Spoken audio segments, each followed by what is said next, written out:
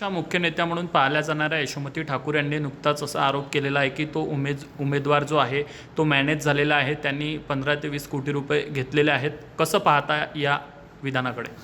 मला आता आपल्या माध्यमातून एक कळते आहे, अजून मी ती फी ताईंची किंवा काय ताई कुठल्या बघितलं नाही, पण असं असेल तर खेदजनक आहे. कारण काय, भाजप हे सातत्यानं संपूर्ण महाराष्ट्रात अशा सत्तेच्या किंवा याच्या जोडावर निवडणुका थांबवत आहे, लोकशाही संपवत आहे. आणि ही कोणत्याही पक्षासाठी, ते काँग्रेस असो कोणताही पक्ष असो, लोकशाही.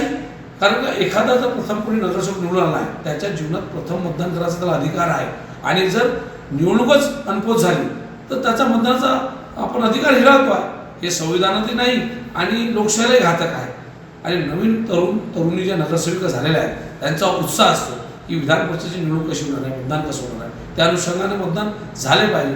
आणि जर असे प्रकार होत असेल की 15-20 कोटी रुपये, हा म्हणजे सामान्य नगरसेवकाला 2-5 लाख रुपये दिले तर पूर्ण जिल्ह्यात बदनामी आहे, घोडा बाजार. आणि 15-20-50 कोटी कसे काय वाटत आहेत, हे फार विचित्र चित्र आहे.